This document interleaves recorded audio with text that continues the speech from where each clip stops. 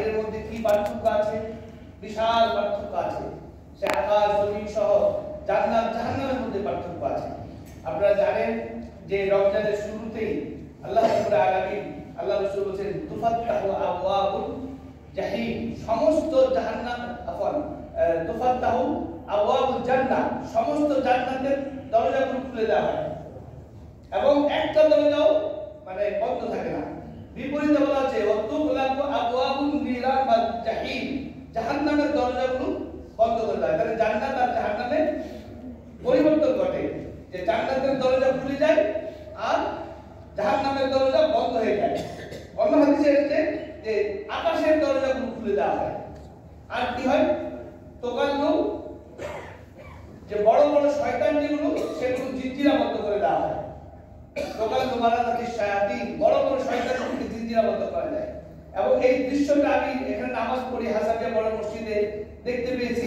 কারণ প্রতিদিন মাগরিব আসার সময় সাধারণত ভিতরে জায়গা ফাঁকা থাকতো, আর ওই দিন মাগরিবের নামাজের সময় যেহেতু চাঁদ উঠে গেছে, ভিতরে কানায় কানায় পরিপূর্ণ, বাইরে কোনো জায়গা নেই।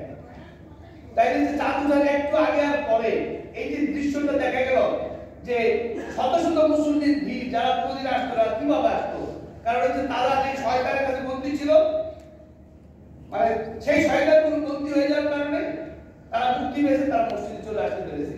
আবার ঠিক দেখা যাবে যে অনেকে এদের মধ্যে থেকে রমজান মাস ক্যাম্প করতেছেন, রোজা রাখছেন, তারাবি করছেন, ভালো কাজ করছেন, দেখা যাবে যে এমনি চাঁদ উঠবে অনেকে এদের মধ্যে থেকে আবার গ্রেফতার হবে, শয়তান মুক্তি পাবে, এরা আবার ছেড়ে দিবে, আবার পূর্বের কাজে ফিরে যাবে।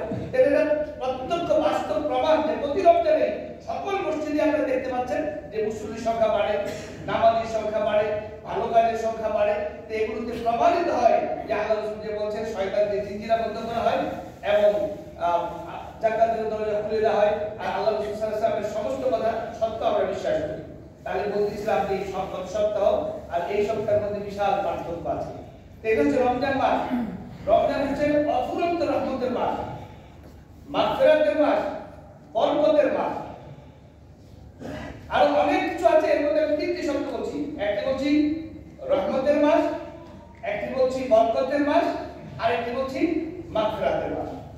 কারণ হচ্ছে এই যে রহমত হচ্ছে রমজানে আল্লাহ রাব্বুল আলামিন তার অসংখ্য বান্দাদেরকে ক্ষমা করে থাকেন এবং সমস্ত পুণ্যের কাজে আল্লাহ রাব্বুল আলামিন অধিক সওয়াব দান করেন। আমি দীর্ঘ বলার চেষ্টা করব। আর আল্লাহ রাব্বুল আলামিন যারা ক্ষমা চান, ক্ষমার চেষ্টা করেন, এরকম সমস্ত বান্দাদেরকে ক্ষমা করেন। আল্লাহ রাব্বুল আলামিন রমজানে যারা ক্ষমা চান, ক্ষমা পেতে চান, ক্ষমার চেষ্টা করেন পাওয়ার, তাদের ক্ষমা করেন। এই যে ক্ষমার মাস, এবং বিভিন্ন জায়গায় এমন একটা নির্দিষ্ট কাজ না যে আপনি একটা কাজ করলেই আপনি ক্ষমা পাবেন, আর ওই কাজটা না করলে আপনি ক্ষমা পেতে পারবেন না। বহু কাজে পরিপূর্ণ ক্ষমা আছে। আপনি একটা না পারলে দ্বিতীয় অপশন আছে, দ্বিতীয় না পারলে তৃতীয় অপশন আছে। আর বরকতের মাস আল্লাহ নিজেই বলছেন যে এই রমজান বরকতের সময় আল্লাহ বরকতের মাসে কোরআন নাযিল করেছেন, এবং আল্লাহ রাসূল বলেছেন রমজান হচ্ছে বরকতের মাস। রমজানের শুরুতেই সাহাবীদেরকে অভিবাদন জানিয়ে বলছেন আতাকুম রমাদান শাহরুল মুবারক। আল্লাহ বলছেন তোমাদের কাছে রমজান আসছে, যে এই মাসটা বরকতময়। কারণ প্রতিটি নেকি অধিক সদয়, বরকত জিয়াদা অধিক। তাহলে আপনি অল্প কাজ করবেন আর অধিক সওয়াব পাবেন, এটা বরকত। এবং আপনি কাজের সৌভাগ্য লাভ করবেন, এটা বরকত, যেটা অন্য সময় পারেন না। আর মাগফিরাত, আমি তো বলছি রমজানে একটা না, বহু সবের মধ্যে এক নাম্বার হচ্ছে রমজানের রোজা যে রাখবেন তার পূর্বের সমস্ত গুনাহ মাফ। আল্লাহ বলেন মান সামা রমাদান ঈমানান ইহতিসাবা গুফিরা লাহু মা তাকাদ্দামা